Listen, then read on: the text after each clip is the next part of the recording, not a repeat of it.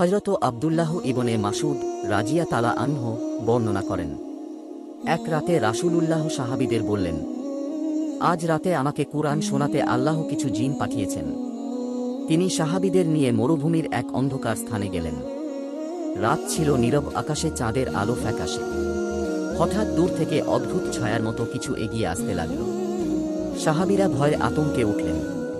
তারা দেখলেন শত শত অদৃশ্য সৃষ্টি রাসূলুল্লাহ এর সামনে দাঁড়িয়ে আছে। তাদের চোখ লাল আগুনের মতো, শরীর কালো ছায়ার মতো। রাসূলুল্লাহ দাঁড়িয়ে কুরআন তেলাওয়াত শুরু করলেন। সূরা আর-রহমানের আয়াত যখন তিনি পড়লেন, তোমরা তোমার রবের কোন কোন নিয়ামতকে অস্বীকার করবে, তখন সেই জিনরা একসাথে চিৎকার করে উত্তর দিল, লা বিনিমাতি রব্বিনা নুকাজ্জিব ফালাকাল হামদ। হে আমাদের রব, আমরা আপনার কোনো নিয়ামত অস্বীকার করি না, সমস্ত প্রশংসা আপনার জন্য। এই দৃশ্য দেখে সাহাবীরা কেঁদে ফেললেন।